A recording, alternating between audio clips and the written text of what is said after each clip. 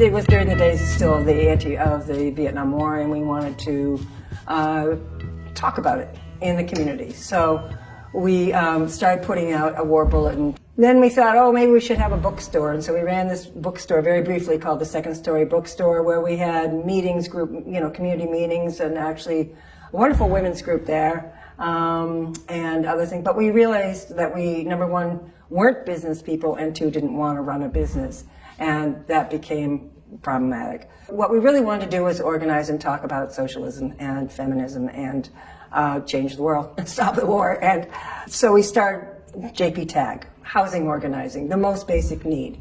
People need to have a roof over their heads, and it's a human right.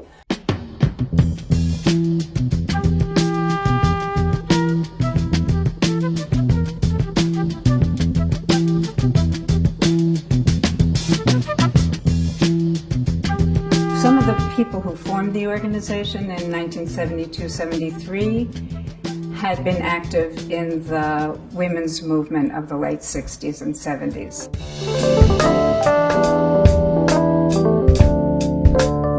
And were socialist feminists. And one of the reasons that the decision was made to base the work in community organizing, which became mostly housing, was because there were a lot of other socialist groups, left-wing groups that were trying to organize the working class and going and getting jobs in factories and organizing more the industrial, the factory working class. And because people who formed the organization were committed to feminism, they made the decision to base the work in communities where women really were in leadership in homes and in community organizations. So that was a very conscious choice to do that because of that commitment. I had met through co-workers some folks who were involved with JP Tag, as City Life was called back then, who invited me to join them for an eviction blocking over on Lawn Street in Mission Hill. So I said yes, but really had no idea what that meant. And the people in the house were being evicted because the owner was looking to sell the property and make some major profit. And I immediately was impressed with the seriousness, the clear focus, and determination of the City Life for the JP Tag folks, as well as the residents in the house, prepared to do what they needed to do to stay there. And I was a little bit overwhelmed. As much as I had been involved in union stuff, this was the most direct line, front line action that I had ever been involved with. And we started JP Tag, and along with it, this bilingual newspaper always called The Community with the big U, so Unity News. And it was an interesting project because we wanted it to be an educational tool, but we also wanted it to be a voice for the community. We wanted to open it up, the pages, for people to talk about what was going on in their lives, what the issues were in their lives.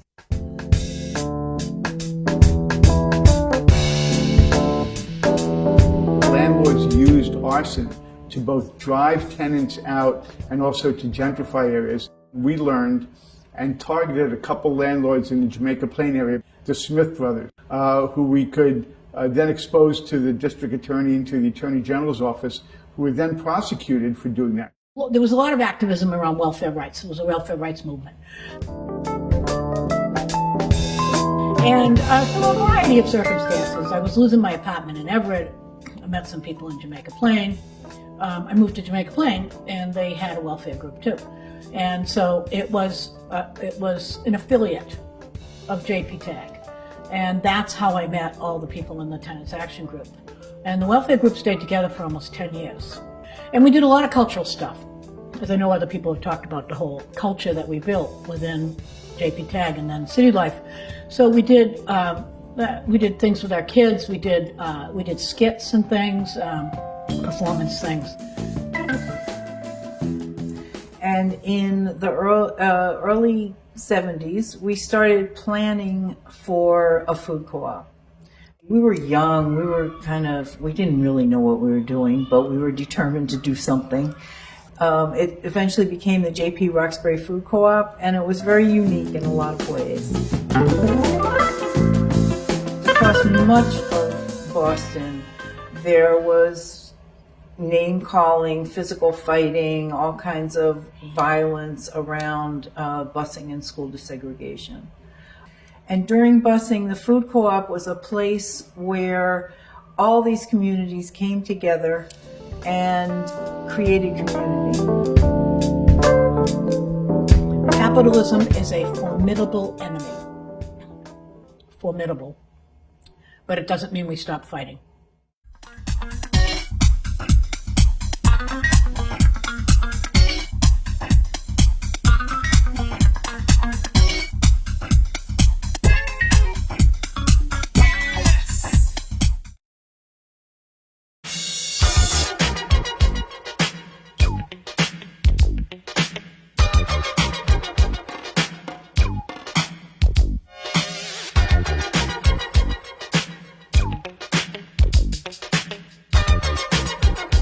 I was living at Adams Street in Dorchester, and after about a while, maybe about a year, the owner decided to make all of the units rental condos and upscale.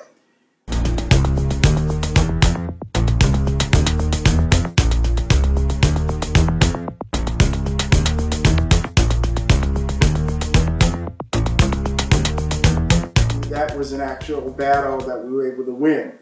And we won it because of City Life. And it wasn't about the money. That was the thing that was so amazing. Everybody was talking about money and strategy and politics.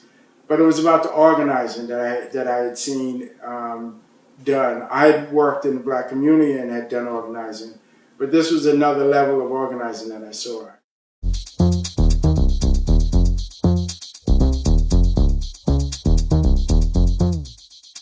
I got a call from somebody at Tennis Road from Ashanti, actually, saying, you know, we're at Tennis Road just talking to the tenants, but there's trouble brewing here. It turns out that Pachai, he was one of the literally thugs that worked for the landlord. And he had a big patch on his eye, and was going around, and he had a gun, and he was threatening the tenants about paying their rent. And he said, you know, tenants, this is like way worse than we expected, and you know, they're even threatening us. So it got very scary. There were tenants in a bad situation with a very arrogant landlord, a very arrogant, dangerous landlord. So we all got in the red van. We all used to travel in this red van. And the dog was this huge, kind of vicious looking dog, although he was well controlled. So we went up to Tennis Road, and when we got to Tennis Road, Pachai, I don't know, he must have had another name, but we always called him Pachai. He was like pacing in front of the building, like a bloodhound.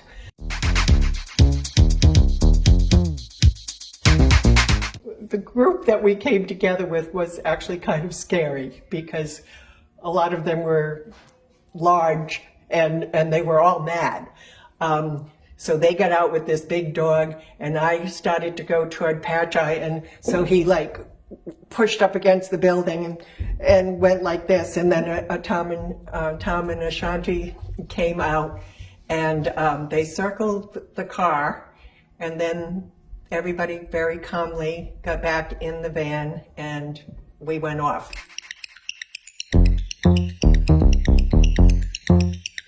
Ultimately, and it was a struggle, and all the tenants were involved and very, very active. Ultimately, they got a 5-year agreement. They were on rent strike. They got, you know, money back, et cetera. It was a good victory, and we stayed in touch, of course, with a lot of the people.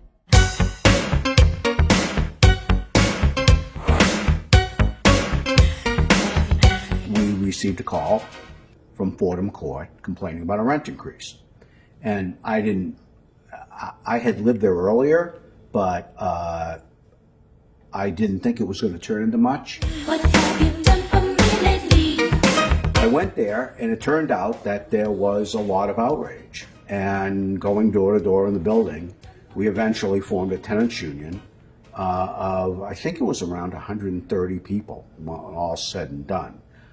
They were a really diverse group. You've got one life to live. Who's right? Who's wrong? A pregnant woman who was like 8 months pregnant and her husband were evicted on Christmas Eve. So that was probably the lowest point of the struggle.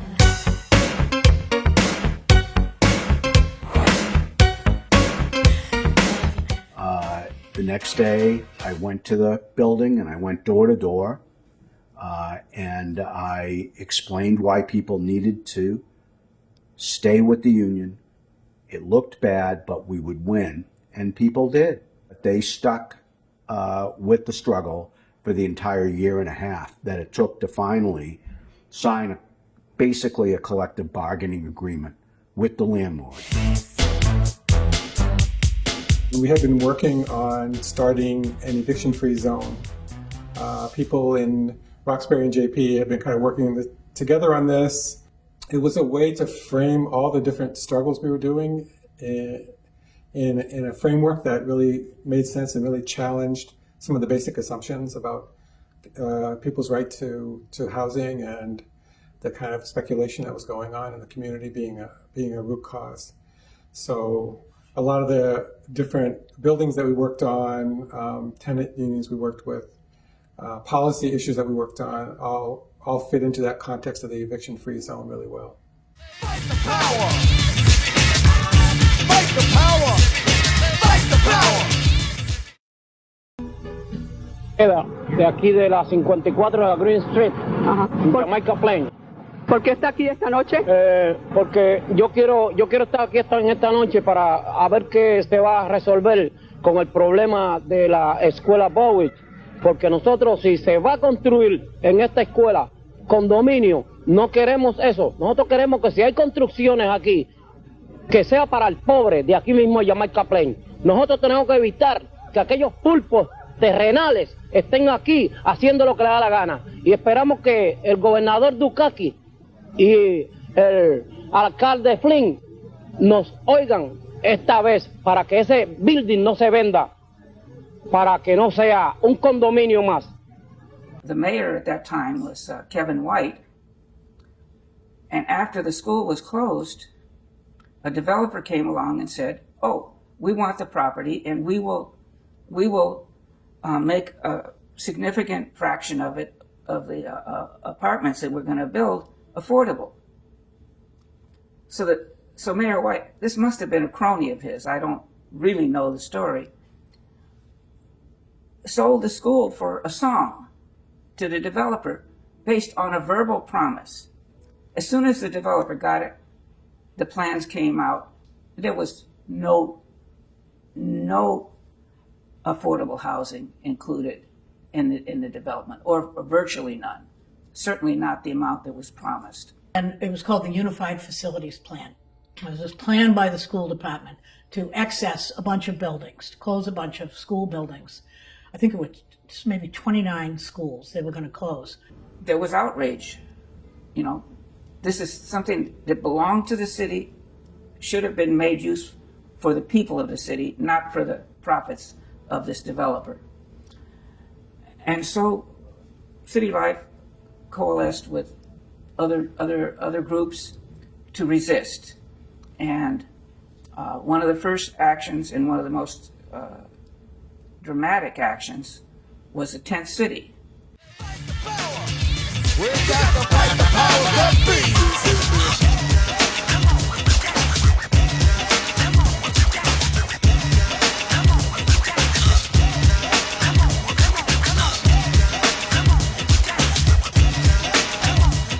The developer sold the building to the organization that runs the Pine Street and Rosie's place. So housing for the homeless.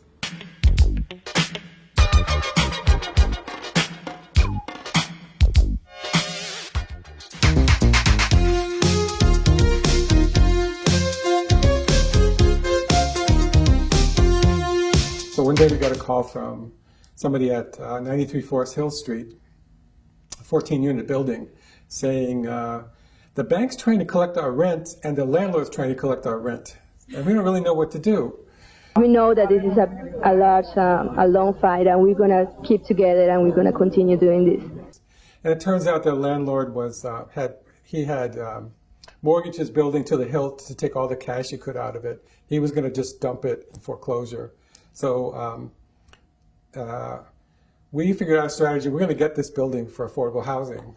A couple weeks later, when they went to auction off the building, City Life had a couple hundred people there chanting, surrounding the auctioneers, and they weren't able to do the auction.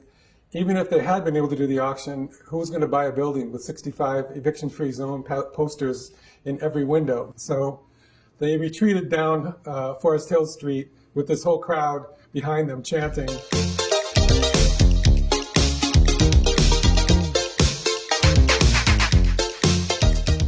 A few days later, the owner called me and said, "Oh, are you guys interested in buying the building for the tenants?" So we partnered with the JP Neighborhood Development Corporation to actually buy that building, and it became a co-op.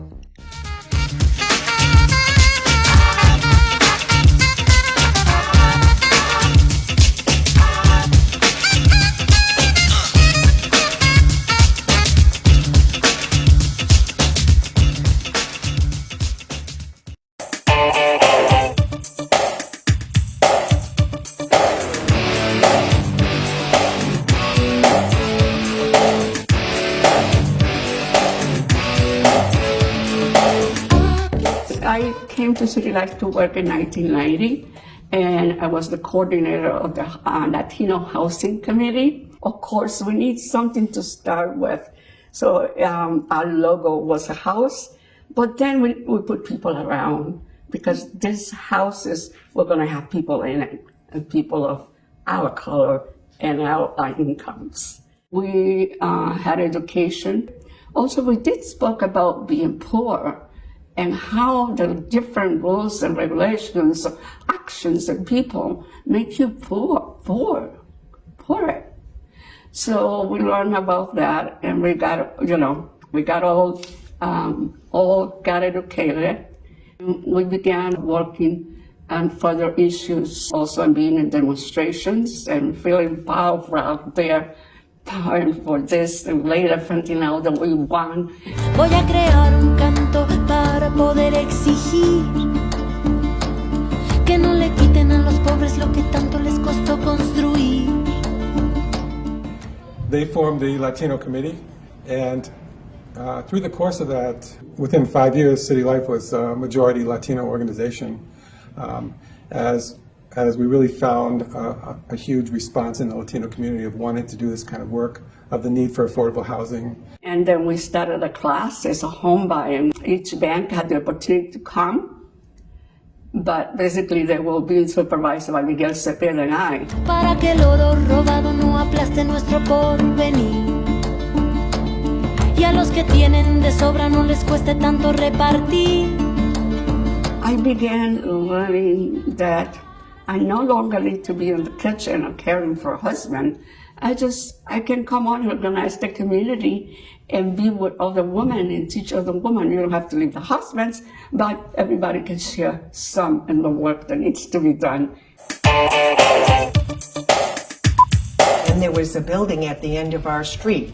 We live on Paul Gore Street, and it was owned by this landlord, Carol. He got it at auction for $7,500. $7,500.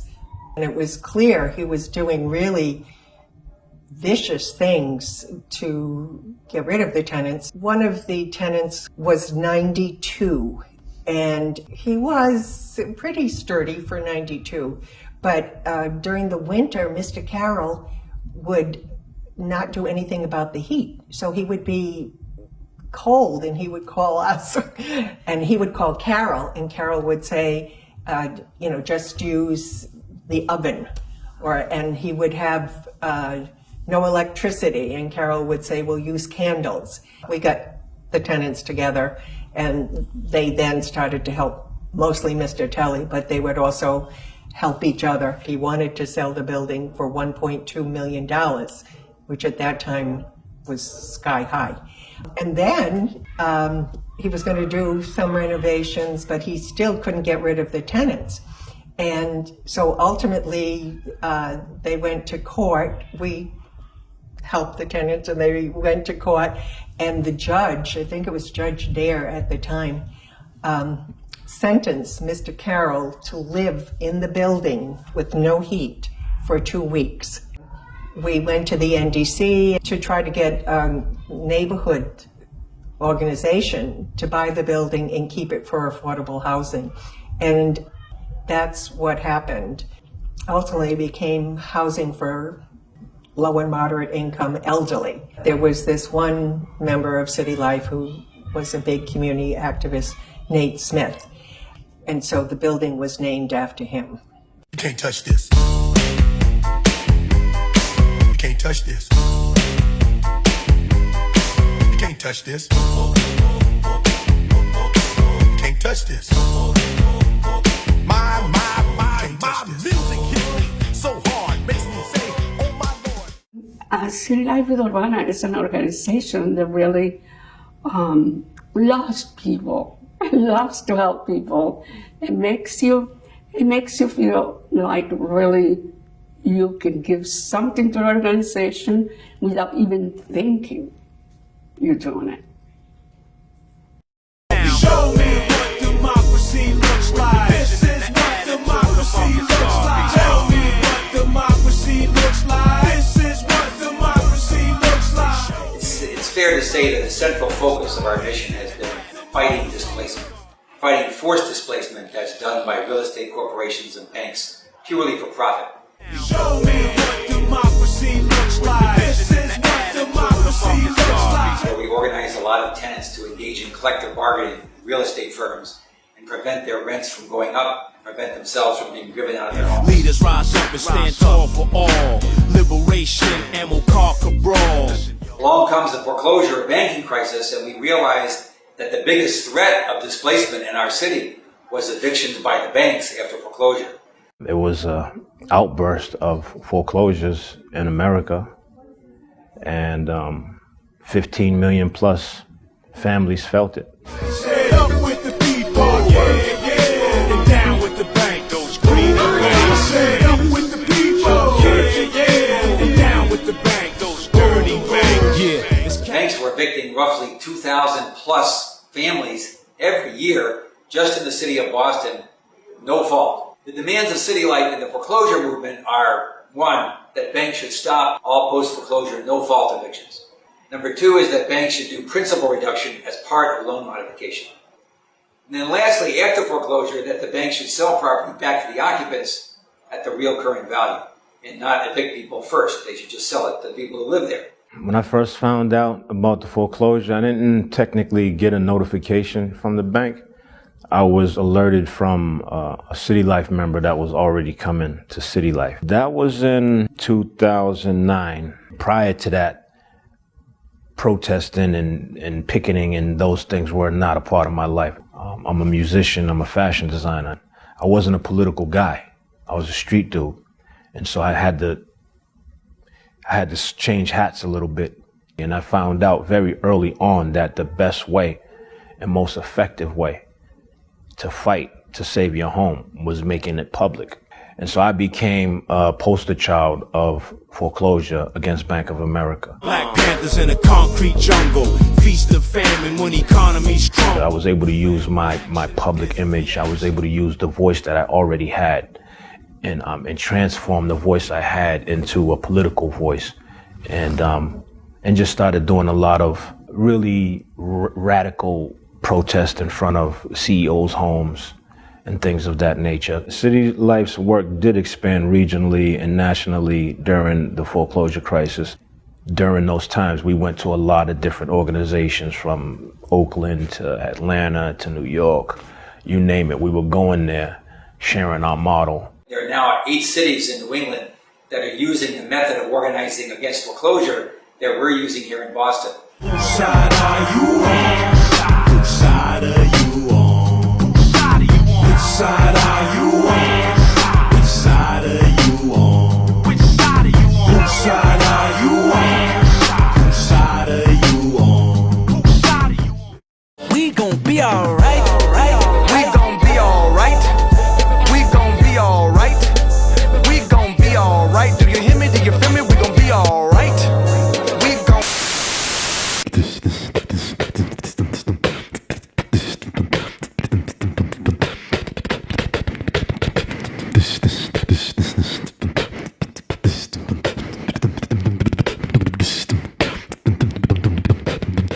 We believe evictions should only happen for a good reason, a just cause.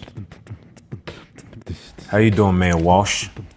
I'm a homeowner and a landlord, and I support just cause protections from eviction. We need you to take action this spring, please.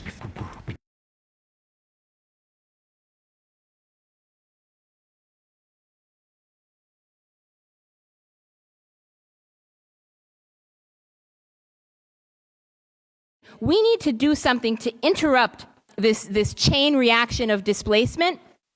What we're here to talk about tonight is just cause eviction. In Massachusetts, unless a tenant lives in public or subsidized housing, all landlords have the right to bring an eviction action in court against their tenant without providing any cause or justification. The city has spoken once again. By the city, I mean the residents. I mean the organized residents who have packed this chamber once again. We have been here twice before, once in October 2014, and then a few months later in April 2015, to share story after story of displacement. I've been out of work since September. I can't afford $300 more. Yes! And they won't negotiate with us. Boston! Just cause for Boston! Just cause for Boston! Just cause for Boston!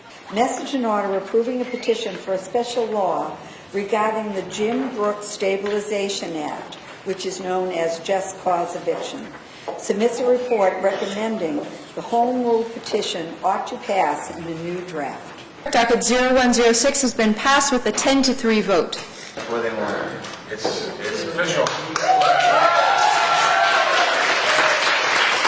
The Right to Remain Coalition, led by Right to the City Boston and Boston Tenant Coalition, stands here today to denounce the decision of the Judiciary Committee to not move forward simple protection for Boston residents.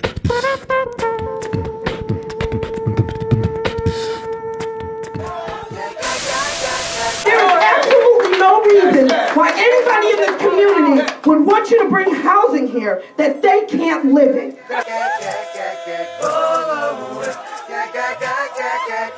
So we just want to talk about this, the numbers that you guys are proposing for affordable units. It is not looking up to par, up to our standards. Demuéstrenos a la 26 School Street esa voluntad. Demonstrate this to us, existing at 26 School Street. Que en verdad no hay desplazamiento. That in truth there's no displacement. Visite nuestra reunión semanal de los miércoles por la noche, de 6:30 a 8:30 de la noche, en el 28 de la calle Paris, cerca de la estación de Maverick.